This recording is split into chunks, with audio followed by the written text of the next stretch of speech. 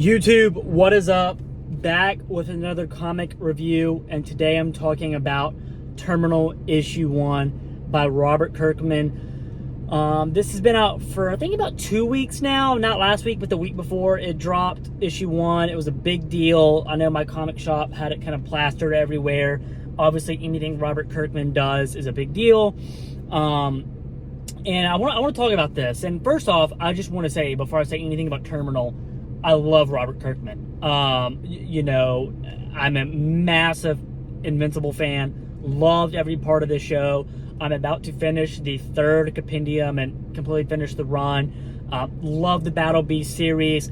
Haven't read any of his Transformer stuff, but all I hear is great things about it. So, big Robert Kirkman fan. And I was actually really looking forward to this. It didn't seem like my cup of tea based on what I knew about it, but, you know, hearing about it, I was like, Robert Kirkman's doing it, I'll give it a try. And I'm gonna be honest, I want to keep this channel very positive, but I also want to be transparent and honest and tell you my true thoughts. And I did not like this, guys. I did not like this. I don't want to say at all, but I just, enough to not get probably the second issue. I'm probably gonna, like, hear other people's thoughts on it and then maybe go from there and decide if, you know, based on what other people say, if I should get the second one or not. It just didn't sit, it wasn't interesting to me, and I guess I can tell you why. So first off, it almost seems like, and this is me, this is hypothetical, this is maybe me just thinking, right? I could be completely wrong, this could be coming from left field, but it almost seems like Robert Kirkman has so many eggs in so many baskets, but he had this idea, but just didn't put enough eggs into this basket. And what I mean by that is, like, it just seems very kind of bland to me. It doesn't, like, and I guess the first kind of thing I'm talking about, when you flip to the first page, you see all these characters' names. Now, in the beginning, I was like, okay, cool, like, all the pictures look cool, like, you know, whatever, didn't think much about it. And then I read the story, and it made me think back to this. But I'll read you, I guess, what is considered, I guess, kind of the more good guys, what their names are. And the name of all of them is called the Activators. You have Crusher, Blaster, Breaker, Thrasher, and Racer. And a part of me is like, what are these names for? Like, and again, I know this sounds minute. I know this sounds very small, very minuscule. Like, why are you fretting over the names? It's not just that, but I guess that was kind of one of the things that, like, just, like, hit my mind, is like, that's it. Like, that's all the creative, like, does it really? You know what I mean? And then you go to the story, and, you know, I think first issues are always tough because there has to be some backstory, right? There has to be a little bit of something, like, you know, there's probably going to be a decent amount of dialogue because we're learning people's names, their backstories, the whole story, you know, why is he or she here? What are they doing there? What planet are we on, right? So there's, you know, I get that, but it almost was like, I think it would have helped me if he did give us more answers. And I know that's probably coming later on, but it's like there were so many open-ended questions with this that I'm kind of just like, what? Like, you know, apparently the main girl, her and her sister got separated. Her sister's been part of this group that's essentially kind of like the X-Men. I mean, that's kind of what it was modeled after, you know. There was a big thing that I think they came out being like, this was like another X-Men. And she doesn't know what her sister's been up to, and then her sister comes out of nowhere and saves her life, and then there's this big eyeball that's telling them, like, you need to choose what side to be on, and it's like, and then we get introduced to another guy. I don't even know really what to say about this.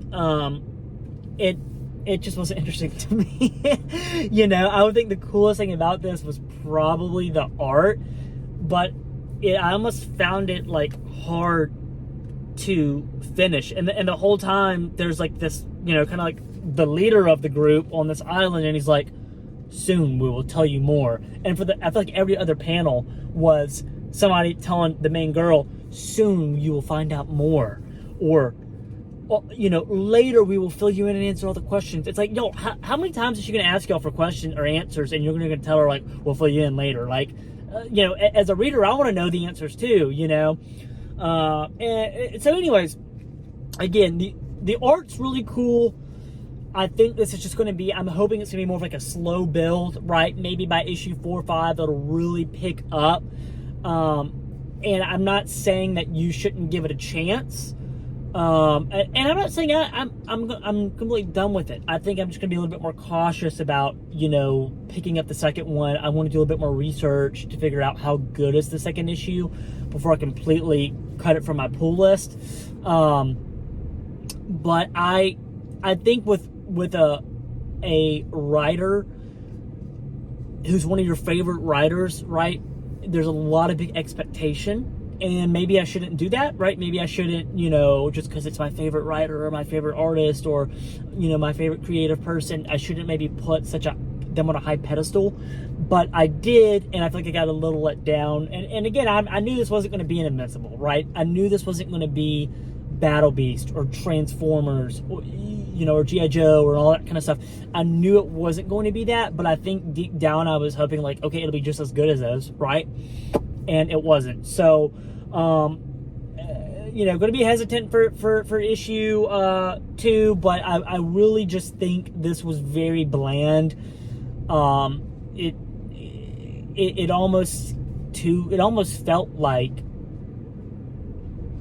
the 90s, like a bad 90s comic, and I knew like artistically I think they were kind of trying to go after that vibe, like the old X-Men look, but man, it sure was kind of like some of the old X-Men where it wasn't that good, and some of those are good, but the ones that aren't, and it seemed like that. So that's my review on Terminal. I definitely will probably never read this issue again ever, but I'm going to maybe still give it a chance, or the series a chance, and pick up on it, and kind of go from there. But we'll see what happens from here.